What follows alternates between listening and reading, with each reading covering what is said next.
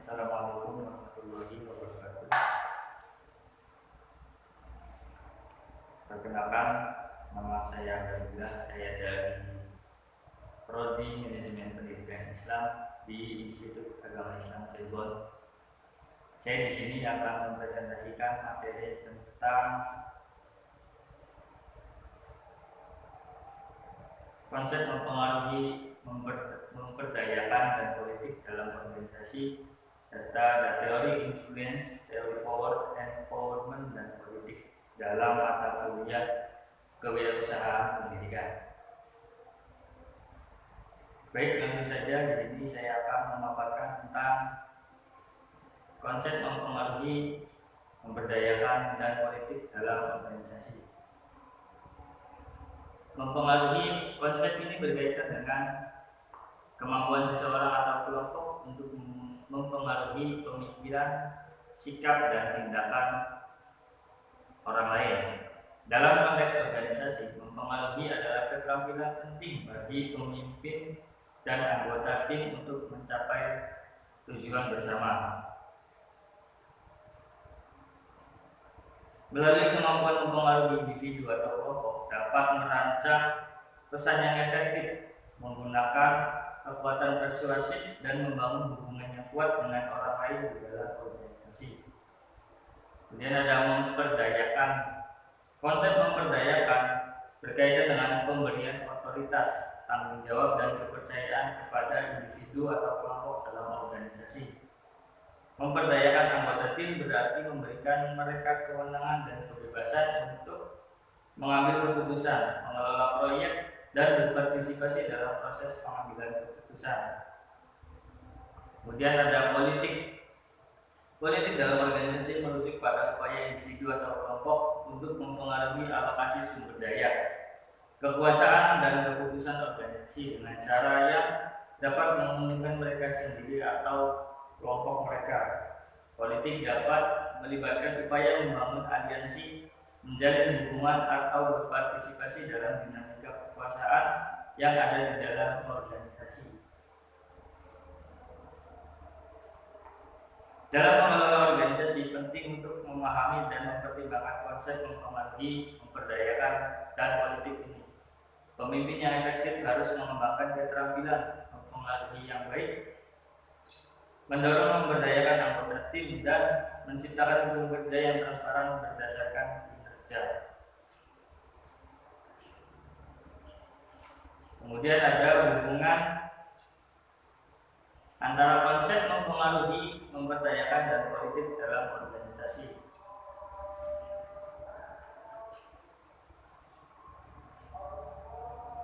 Hubungan antara mempengaruhi dan politik. Konsep mempengaruhi dan politik dalam organisasi dapat saling berkaitan.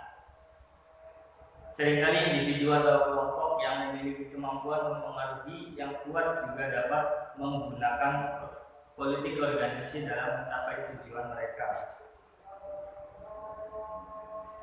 Mereka dapat membentuk aliansi, memainkan peran penting dalam jaringan kekuasaan, dan menggunakan strategi politik untuk memperoleh dukungan, sumber daya, dan kekuasaan atau pengaruh yang lebih besar. Namun penting untuk memastikan bahwa praktek politik tersebut dapat dilakukan secara etis dan tidak merugikan kepentingan bersama atau integritas organisasi. Kemudian ada hubungan memperdayakan dan politik. Konsep memperdayakan dan politik juga bisa saling berkaitan dalam organisasi. Ketika anggota tim diberdayakan dengan otoritas dan tanggung jawab yang lebih besar, mereka memiliki kesempatan untuk menggunakan kekuasaan tersebut untuk mencapai tujuan pribadi atau kelompok. Jika budaya organisasi tidak mengedepankan integritas, transparansi, atau keadilan, praktek politik yang merugikan bisa muncul di antara tim yang diberdayakan.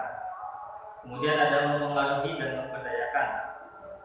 Mempengaruhi dan memperdayakan adalah konsep yang saling terkait dan saling mendukung dalam konteks organisasi.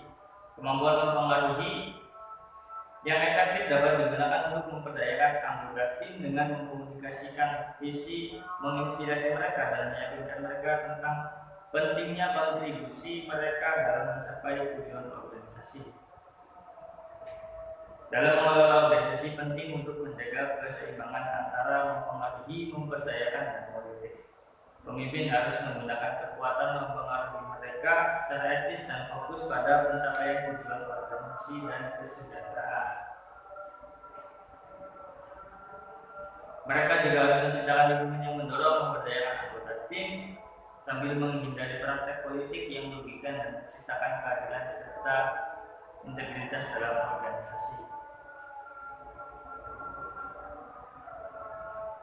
Kemudian ada teori influencer, power and empowerment, dan ilmu politik.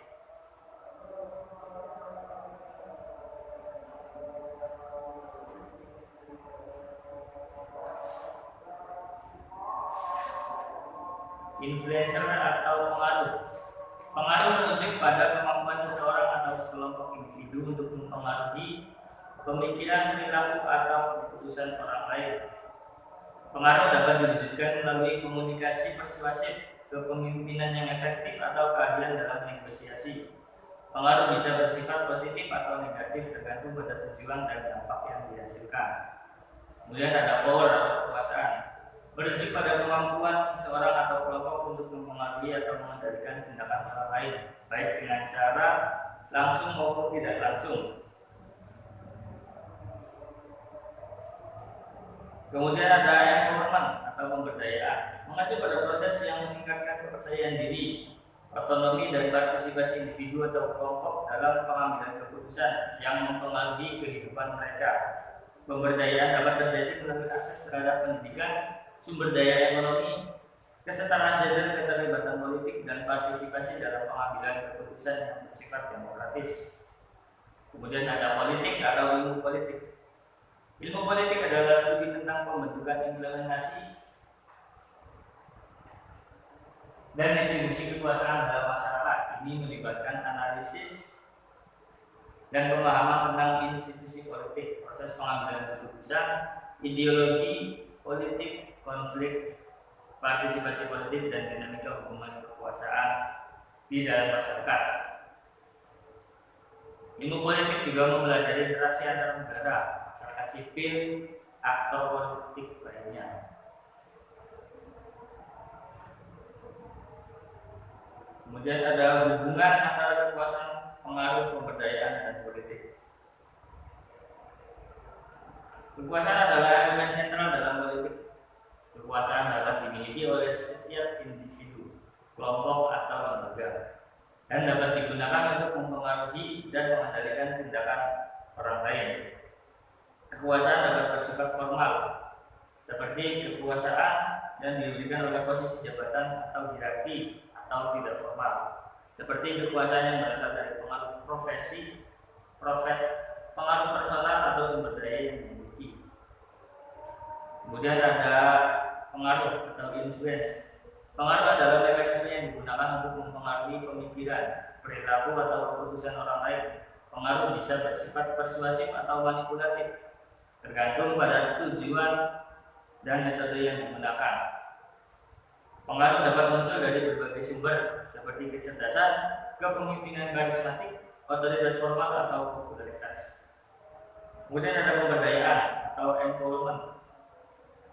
Pemberdayaan adalah proses yang meningkatkan kemampuan individu atau kelompok untuk mengambil keputusan dan bertindak dalam mempengaruhi kehidupan mereka sendiri.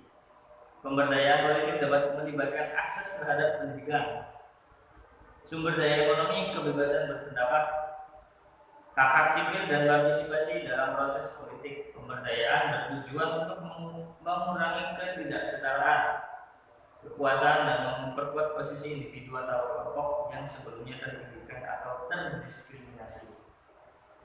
Kemudian ada politik atau political science. Ilmu politik yang mencakup studi tentang institusi politik, proses pengambilan keputusan, ideologi politik, konflik, partisipasi politik, dan dinamika hubungan kekuasaan dalam masyarakat. Ilmu politik membantu kita memahami struktur politik dan bagaimana kekuasaan didistribusikan, dipertahankan, dan dipertentangkan dalam masyarakat. Ini juga melibatkan analisis terhadap kebijakan publik, hubungan internasional, perubahan sosial, dan peran aktor politik dalam sistem politik. Dalam keseluruhan, hubungan antara kekuasaan, pengaruh, dan pemberdayaan serta politik sangat kompleks. Pengaruh dan kekuasaan dapat digunakan untuk mendorong pemberdayaan atau mempertahankan ketidaksetaraan dalam masyarakat. Pemberdayaan adalah salah satu cara untuk mengatasi ketimpangan kekuasaan yang mempengaruhi mereka. Ilmu politik menyediakan kerangka teoritis dan analitis untuk memahami dinamika dan kompleksitas hubungan ini dalam konteks sosial dan yang lebih luas. Kemudian ada hubungan antara kekuasaan, pengaruh, pemberdayaan, dan politik.